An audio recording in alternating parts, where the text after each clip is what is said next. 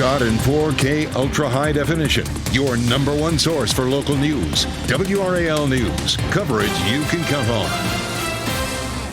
A little bit of light rain out there right now, but the low pressure system that's bringing it to us is moving out of here quickly. I'll show you when we'll see some sunshine and warm temperatures. And in 2 hours, polls will open for the North Carolina primary election. Everything you need to know as we head into the Super Tuesday, including the big races we're watching here and in other states. Also, an investigation is underway after a deadly plane crash in Tennessee. We have new video of this wreckage this morning as federal investigators search through that debris. Do have a lot to get to. 4:30 right now on your Super Tuesday here, and we're ready for the long haul. We're glad you're with us. I'm Jeff Hogan. And I'm Renee Chu, and appropriately enough, we will get super weather for this Super Tuesday. So no excuse not to go out and vote. Meteorologist Elizabeth Gardner in the WRAL Severe Weather Center. We're starting off drizzly, but it'll diminish soon. It will. It's going to be out of here quickly. This low pressure system zipping on out of here. Just a tiny little boundary kind of snuck in across the triangle area this morning. We'll take a close look at that and watch how it is dissipating fast. And so that's going to really be it. There could still be a little bit of drizzle lingering from a couple of hours this morning, but watch how quickly the clouds move out. This is a current look at Futurecast. We're still looking a bit cloudy at 6 o'clock, but before lunchtime, we start that clearing process and those clouds zip on out of here. A southerly flow brings us lots of warmth. Now, we will end up seeing some rain starting tonight. Right around midnight, the rain rolls back in. It's going to be a wet commute tomorrow morning for us as our next system arrives. First with a warm front, followed by a cold front later in the evening. But look at all that rain in the morning. It's going to be coming down. We'll push it on ahead into the afternoon. It breaks up a little bit, but at that point, we could see a few scattered storms during the evening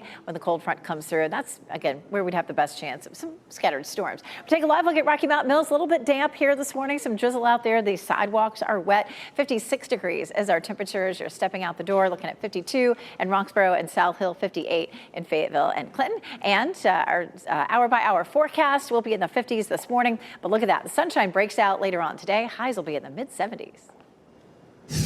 Thanks for that, Elizabeth. We are just under 2 hours to go right now for the polls opening in North Carolina for this year's primary election. Hundreds of thousands of people will head to voting booths to decide who will be on the ballot for the general election in November. Here's what you need to know before you head out to the polls today. They'll open up at 6:30 this morning. Voting continues until 7:30 tonight. And if you are in line when that time comes, you will still be allowed to vote. This year, you'll need to bring a photo ID to your polling place. That can be a driver's license, passport, or other form of ID approved by the Board of Elections. There'll be a slight delay in getting results this year because of a new law that doesn't allow any votes to be counted until after the polls close. There are many big races here in North Carolina. WRL's Laura Levine joins us live from Briar Creek Community Center, a polling place, with the ones that voters will see on the ballot today. Laura, good morning.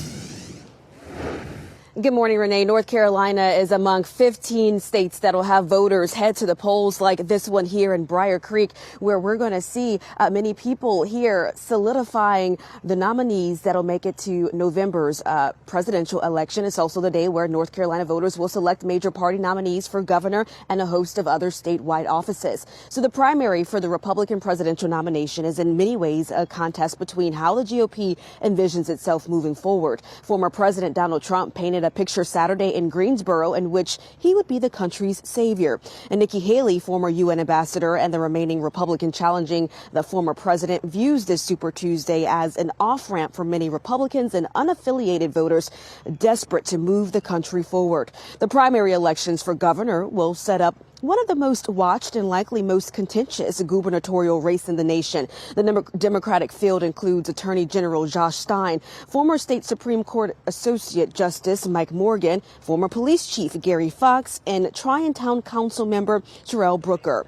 The Republican field features Lieutenant Governor Mark Robinson, former prosecutor and trial attorney Bill Graham, and state treasurer Dale Falwell.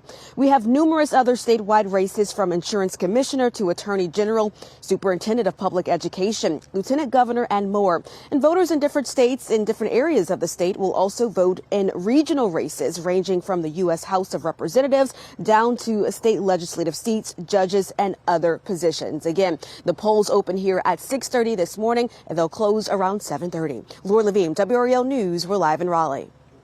And a reminder that students in some school districts have the day off because of Election Day. Dozens of schools are also polling sites and have to be open to voters and volunteers. Wake, Orange, and Johnston County schools will not hold classes today, as well as Chapel Hill, Carborough City schools. Students at Durham Public Schools and Cumberland County schools do have class today.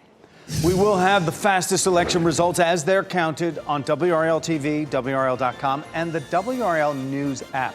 Look for updates on all the big races every 30 minutes after the polls close on WRAL News Plus.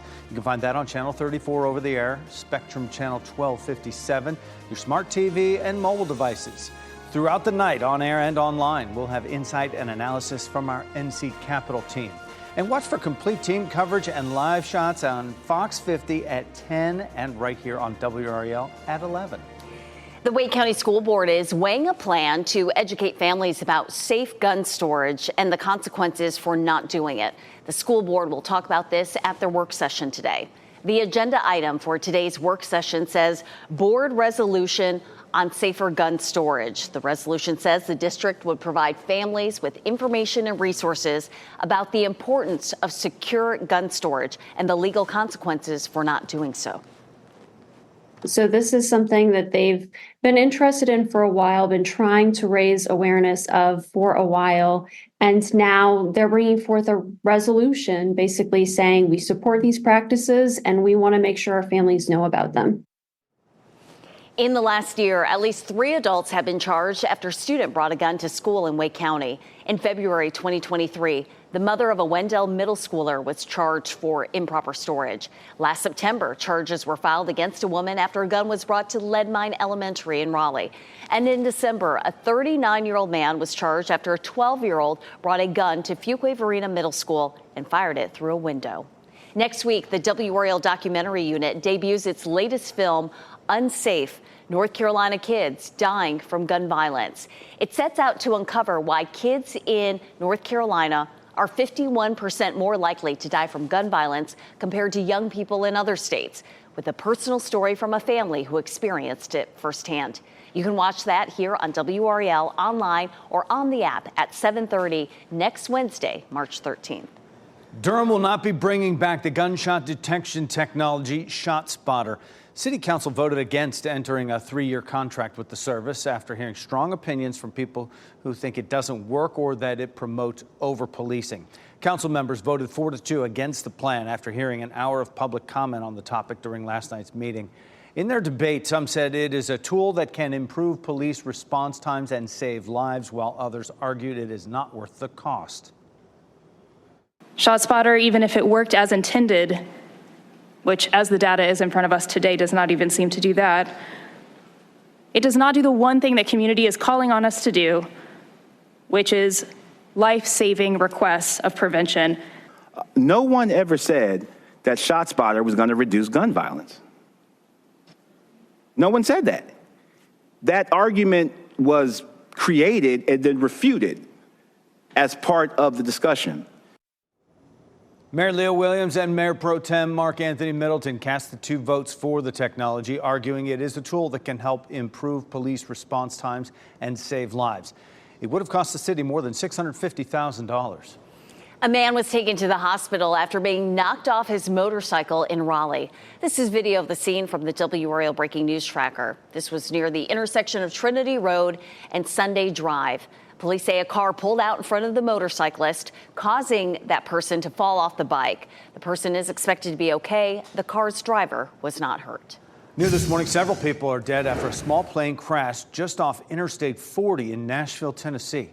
This happened around 7:45 last night, and officials say the pilot requested an emergency landing at the John Tune Airport, saying they were experiencing engine problems.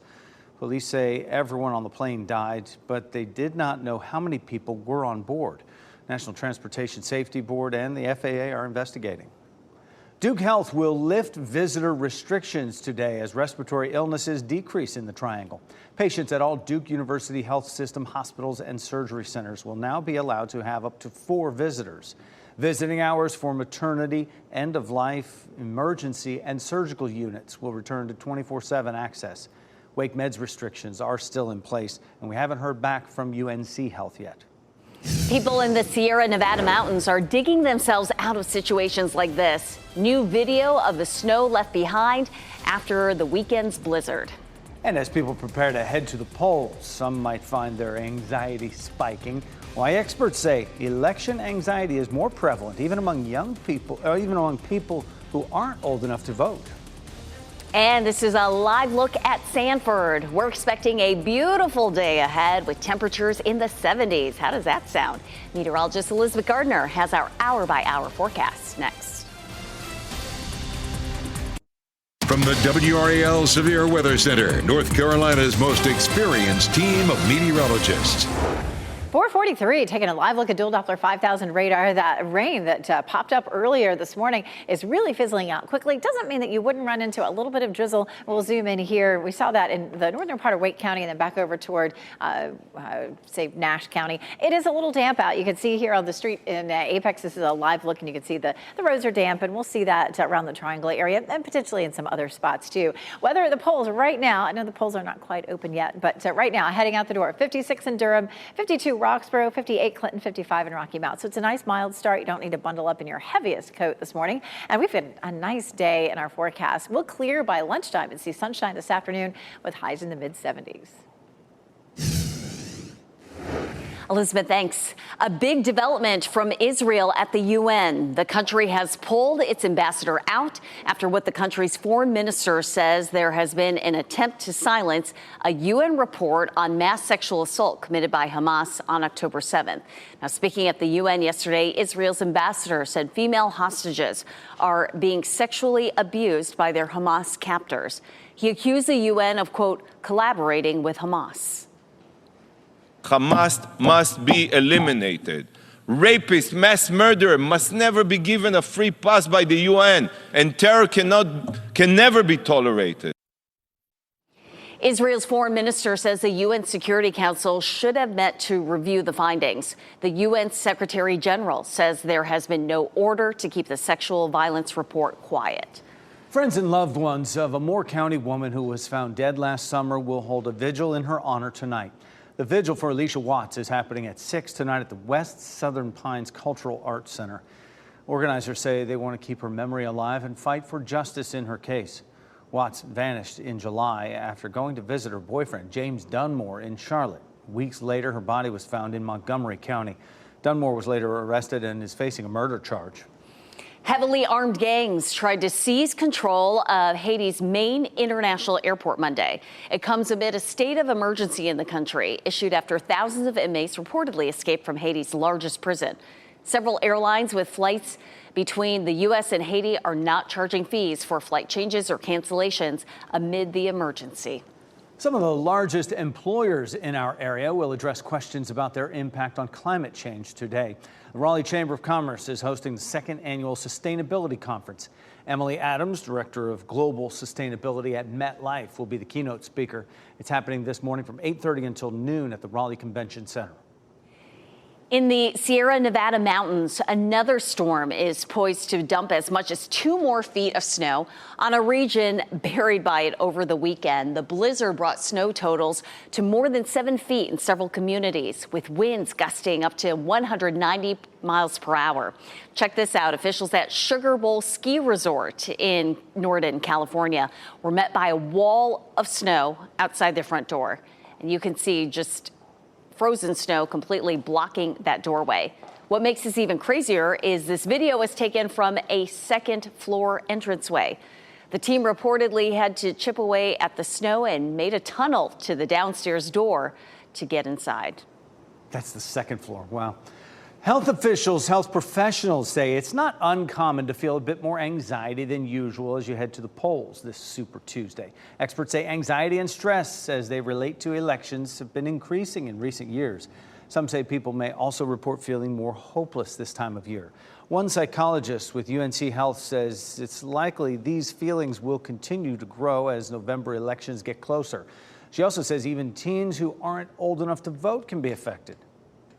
It's just a bit more intense than it used to be. I think that the last few election seasons have really taken a toll, and just with everything that's been happening in the world, COVID, etc., folks don't have as much of a buffer, psychologically speaking.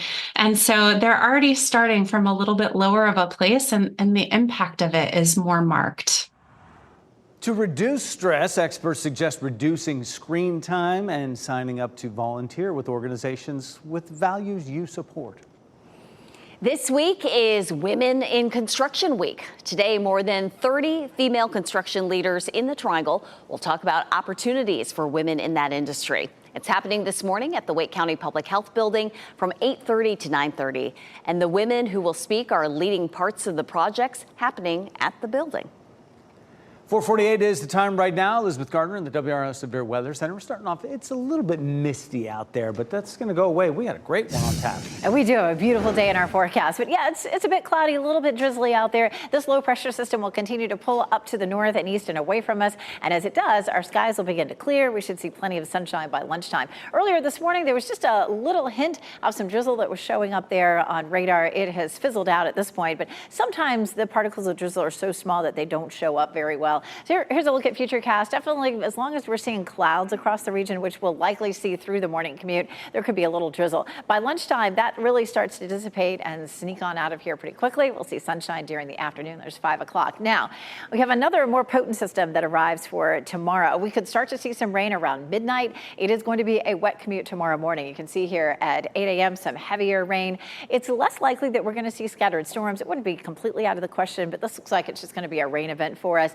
Potentially the bulk of the rain happens in the morning along the warm front and then followed by a cold front during the evening. You can see how that rain continues to fall, at least in places later on in the evening or overnight. And that would be when the cold front comes through. And then after that, we dry out a bit for Thursday and Friday. Here's a live look at Rocky Mount Mills. It is damp there. You can see the street and the sidewalks there. Rocky Mount Mills are wet this morning. 56 degrees right now in the Triangle area, and temperatures will be nice and mild, especially once that sunshine appears later on this afternoon. Right now it's 52 in Roxborough and South Hill, 55 in Goldsboro, 54 in Southern Pines. And your Election Day planner, again, it looks nice. Cloudy skies to begin with, but by mid-morning, the clouds begin to break up. We'll see sunshine this afternoon with temperatures in the mid-70s. So beautiful day on tap. Our temperatures remain mild. You can see the yellow and the red orange color contours there. That's where temperatures are above normal, and we're going to see that all the way up until Sunday. Now, after that, it looks like we're going to see a little bit of a push of some cooler air as we get into early next week. 60 degrees is our normal high, 75 today, 66 Wednesday when it rains. Thursday looks like a nice day at 72 with some dry conditions. And then Friday looks dry. Saturday is going to be another chance of rain. Our pollen count is moderate for trees, and it's been that way for the last several weeks. Right now it's cypress and juniper trees for the most part, but it probably won't be long, within another 2 weeks or so, that we start to see some of that yellow pine pollen that makes a big mess. Over the weekend, we're looking at a good chance for rain on Saturday, but Sunday looks drier. I'll walk you through the timeline for Saturday. And of course, don't forget, Saturday night, we spring forward. Oh, how can we forget? Russell Wilson will need to find a new job before the next NFL season. What we know about the Broncos' decision to release a quarterback at the start of the league year. Krispy Kreme wants to sweeten up Election Day for you. We'll tell you about the Super Tuesday deal you can cash in on. City of Raleigh wants your input on improvements in Carolee Park. This is a survey here on the website for the city for you to weigh in about the park. It's on Maywood Avenue, about a mile south of downtown. The city is hoping to make it more accessible while emphasizing sensory play. It plans on adding a ramp, a new playground with safety surfacing, and sensory-focused play, also renovating the basketball court. Former NC State quarterback Russell Wilson will be looking for a new job this next NFL season. Denver Broncos say they will release the 35-year-old Wilson next week when the new NFL year officially begins. Wilson's 2 years in Denver were disappointing, with the Broncos missing the playoffs both years. The 9-time Pro Bowler was benched near the end of last season. ESPN's College Game Day is coming to Durham. The Game Day team will be at Cameron Indoor Stadium on Saturday for part 2 of Battle of the Blues. Duke is looking for revenge on its home court after UNC beat the Blue Devils at the Dean Smith Center last month. Doors for Game Day open at Cameron Indoor 9:30 a.m. Saturday, and the show starts at 10. Admission is free. Krispy Kreme is celebrating Domocracy today for Super Tuesday. You can get 2 free original glazed donuts at any Krispy Kreme location to celebrate Election Day. No purchase is necessary to take advantage of the deal, and you can get your free donuts in store or through the drive-thru. A North Carolina congressman has a special guest for this week's State of the Union address. Representative Don Davis invited 109-year-old Cassie Smith to the event. He says she voted on the first day of early voting and is a living symbol of our democracy. Mrs. Smith lives in Battleboro and is honored to attend with Congressman Davis. Today, you can be part of the birthday party for one of North Carolina aquariums at Fort Fisher's most popular residents. Asta the otter turned 16 today.